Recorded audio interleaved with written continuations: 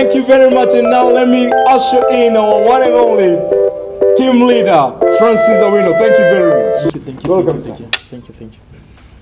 Vybez Tribe, one nation. Vybez Tribe, One nation. Vybez Tribe, One nation. members of the fourth estate, fellow Kenyans, thank you for being part of this, and thank you for everything we are doing so that we can make sure there is a positive change in the society and in this country. Today, we saw a lot of things happening this week, and today we saw one of our fathers rebranding themselves. And we want to tell them that a forest might change its trees, and the trees might be cut down, but the monkeys of that forest will never change. And that's why we are saying, as Vybez Tribe, as Gen Zs, as youths, we are sick and tired of these games. In this country, we have a lot of problems. We have a lot of issues. And that's why we are saying today, let us just watch them doing whatever they want to do. But at the end of the day, we shall achieve what we want, and the people of this nation will see a new dawn. Vybez Tribe, one nation. Vybez Tribe, One nation. Last weekend was a very hectic time to win as Vybez Tribe, because we were moving around Nairobi city trying to sensitize people and trying to bring awareness of everything that we are doing. And after that, the team of Vybez Tribe received a lot of calls from the other parts of this country, trying to tell us that we should join them so that we can sell our good message of liberating this nation. And from now henceforth, we shall moving across the 47 county, telling people about our message of the third liberation of this nation. We shall move to any part of this nation. Busia, we shall move to Mombasa, we shall move to Turkana, and any part of this nation, so that we can tell people that this is our time to liberate this nation, and this is our time to do what is right to this nation. I want to tell you one thing. The youth of 1950s felt like this nation was not heading towards the right direction. And by that time, they fought for this nation, and they brought the first liberation of this nation. As we move forward, the youth of 1990s, coming down to 2010, felt like this nation was not heading towards the right direction, and they brought us the second liberation of this nation. And the Constitution 2010 was born. Now we are the youth of this time, and we feel like this nation is not heading towards the right direction. And that's why we are focused on one thing: social and economic empowerment, which will mark the third liberation of this nation. So we are trying to tell our people, we are trying to tell our parents, we need to come up together, we need to hold hands together. We need to focus on the wellness of this nation for the next 50 years. And that's why we are saying, we are the new bloods. We are the people who are energetic. We are 70% of this nation. And when we make a decision, we need to make a decision that will have a positive impact toward the society and toward this country. And that's why we are saying, we don't want to leave anyone behind. That's why we shall be moving to other 47 counties so that we can tell people that this is our time to do what is right and to move toward the right direction, and so that this nation can be born again. Vybez Tribe, one nation. Vybez Tribe, one nation. We saw again our friend back in the US. After the court ruled that his petition has been overcome by event, we saw him doing another application and trying to convince the courts that he needs to be paid. It means him being part of the system. He has always been part of the system. And the genuinity of him trying to fight for the rights of the people is not being seen. And that's why I'm saying, we youths, we are left alone. And these people have been ganging up. They have been trying anything so that they can get us back to their usual game, so that they can get us back to their usual plans. And that's why we are saying, be it you call yourself Conclave, be it you call yourself BBI, be it you call yourself any type of name, we are telling you, you are used to you. And that's why we are saying the monkeys of the forest cannot change, and you guys cannot change. Because if the youth decide we are moving on forward, we have to do it. We are just leaders of the youth. And anything we say it based on what we are sent to say. So we are saying this today. In case we survive by 2027, we have 2 horses. The first horse, we know very well, it is already in the seat. So you old guys, if you know you have been in politics the longest time, if you know you are old enough, if you know you have been either deputy, either CS or anything, you can join your horse. We don't need you to come here and start tainting us or come here and start giving us ideologies. If you are in any part of the country, be it in the US, Australia, when you come back in this nation, just join your horse, because we don't want anywhere we youth, we will be painted with you guys. And that's why we are saying, as a common Mwananchi, as a fellow youth, we are asking for the blessing from our mothers and our fathers back in the villages. That's why we shall be moving to other parts of the country, so that we can try convince our parents, so that we can try convince our fellow Kenyans, so that we can try convince our youth, for them to understand that the motive we have is to make sure that this nation moves forward.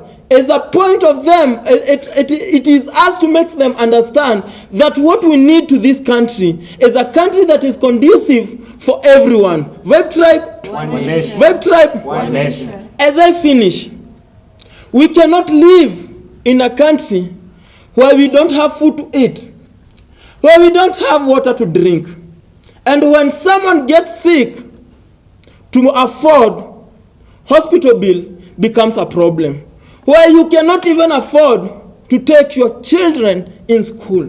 And that's why we are saying this. Article 43 in the Constitution of this nation guides us all. Before we go to any kind of problem, we just need the government that takes care of its own people. And that's why we say the government should be the government of the people. And since this government has failed, it is their time to pave way for young leadership, so that we can have a government that minds its people, a government that takes care of its people, and a government that knows its people. Thank you very much. May God bless this country, and may God bless you all. Asanteni sana. One nation. One tribe. My name is Immaculate Irongo, the Secretary General of Vybez Tribe.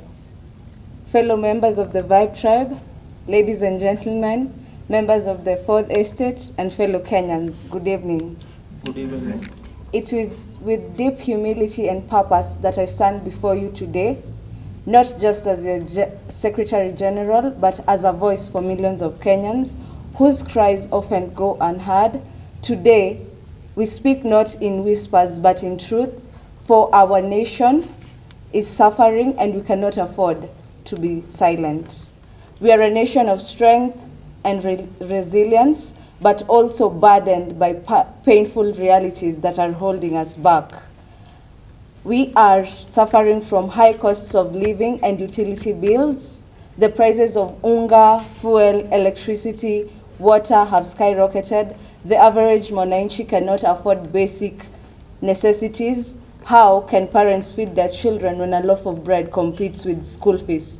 Kenyans are being taxed beyond their ability, yet salaries remain stagnant. The gap between the rich and the poor continues to grow wider.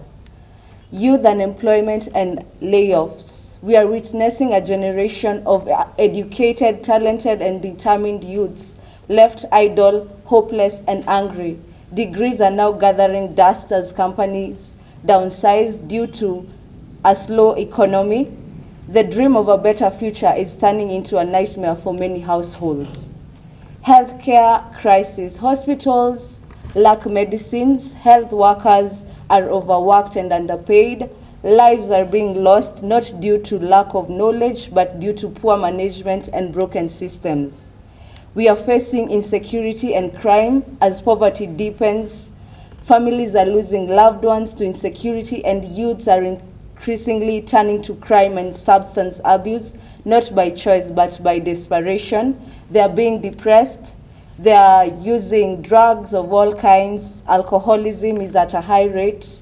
We are facing educational challenges. Our children are being overcrowded in classrooms. CBC is very confusing because we don't have enough resources. Education should empower, not exhaust families. Many families are facing evictions, demolitions, and inaccessible landlords continue to rob Kenyans of their dignity, and affordable housing is far-fetched dreams for millions. We are facing deforestation, pollution, and climate changes and threatening our livelihoods, especially for farmers and informal workers, yet environmental protection rarely makes it to the top of national priorities. Corruption remains the cancer in our institutions. From inflated tenders to ghost workers, public resources are looted while Mwananchi go to bed hungry. We must call for accountability, transparency, and leadership that serves, not exploits the people. Kenyans are tired of empty rhetoric and unending political battles. We need policies, not politics. We need peace, justice, and leaders who lead with vision and not vengeance. Vybez Tribe. One nation. One nation. One tribe. Thank you to the member of of.This state. My name is Nyanjem Joshua, a national coordinator at Vybez Tribe. Today, I stand before you to represent the voice of the voiceless Wanjiku who have been oppressed by this state. In the last 6 months, this government, the Vybez brothers, signed an MOU, and one of the things that they entailed in the MOU was that those people who were maimed, who died in the last protest, that's June 25th, that they were going to be compensated. The family who lost their loved one, the family who lost the people that they really, the people that they loved in their family, they were promised by the broad-based government that they are going to compensate them. They also told us that they are going to stop police brutality. But today, it's almost 6 months down the line. The same things that they signed in the MOU are still continuing in our country. Only in last week, we saw one Raila Amolo Odinga now telling us that it's high time we have a talk. I want to ask Raila that the same things that you said and you promised that the current government, the Kenya Kwanza government, will implement have not yet been done. And today you are calling us young people for talks. Yet, Wanjiku doesn't eat talk. Dialogue cannot pay rents in this nation. Dialogue cannot pay school fees for the young people in this nation. We have had a lot of talks in this nation. In 2018, we had an handshake. The only thing that handshake gave birth to was BBI, which a lot of money was used, billions of money were used in BBI. Yet, there is nothing that was discussed about common Mwananchi. That's Wanjiku. Every day when you raise talks, I can tell you for sure, my honorable Raila, there is no talk that you have brought in this country that has healed a common Mwananchi. Every day when you bring talks, it's always about position. We had NADCO report. The only thing that was clear from NADCO report was position of political class. Where is the common Mwananchi? Ashley Kerubo Nyakundi, a national coordinator of the Vybez Tribe team. Today I speak not as a politician, but as a one of the Gen Zs, tired of recycled lies, tired of dialogues, tired of leadership and profits while people suffer. Once again, we are in the game notice, a cleverly rebounded intergenerational conclave, but we know what it is. another handshake scheme dressed in national unity, designed to benefit a few and left the rest behind. Let's be real, every time Kenyans cry out, someone steps in not to fix the problem but to hijack the pain of the personal gain. The cycle repeats itself. Dialogue, silence, and politics once again. The back of corruption, unemployment, and injustice. There we say we lack experience, but if we experience meaning running the Kenyans into debt, tribalism, and shame. 2027 is not about names, it's about generation, a cheers between the past and the future. We reject fake dialogues, we reject staged unity, we want real change. The lady, one tribe, one nation. Vibe Tribe? One nation. Fellow Kenyans, my name is Anthony Karumba. Of course, we have said time and time again that Kenya is not a poor nation. Kenya, in fact, it should be one of the leading economies in Africa, because Kenya is very gifted by God, very creative young people, very prolific land, and very, very diligent farmers, business people. And the people of Kenya, they know what they want, and they know the destiny that they want. However, the problem that is ailing our nation, it is because of the leadership, the bad governance. There we must agree that Kenya is not short of anything except good governance. That is the only thing that is ailing and pushing us behind. I want to tell you, good people, they say that a heap of lions led by a sheep will always be defeated by a heap of sheep led by a lion. It is very unfortunate that as Kenyans we are diligent. It comes to studies, young people have gone to school, they perform well, they do everything well, but unfortunately our effort is sabotaged by a few individuals that we have sent to the offices. It's very sad. It's quite very discouraging. And I want to tell you, good people of Kenya, we have talked and talked and talked and talked, but talks will not help us if we don't bring a solution. If we are not part of the solution, then the problem we are facing as a nation will become part of the problem. Now it's about time. I have seen many of these leaders, after we went to the streets right from 2024, they dissolved the cabinet, it's true. And they brought in broad-based government. They told us the broad-based government was meant for inclusivity and unity of Kenyans and peace. But now, 1 year down the line, look at this broad-based government. What has it brought to the people? The questions the young people came with frustrations in all the streets, cities, towns, rurals, everywhere around the nation. The 5 questions we asked you, that the Kenya is ailing because of corruption. The Kenya is ailing because of this bad governance. We asked for accountability and transparency. Good people, they told us that they have a solution. The older brother was called. They said, let us build a government including everybody, cutting across all the tribal lines and even the political parties. They brought in now this broad-based whatever. When we talk about power belonging to the people, our power is defined by love. And this power of love of Kenyans is what will help us send these glutton people home. Somebody have been in power for 20 years, for 30 years.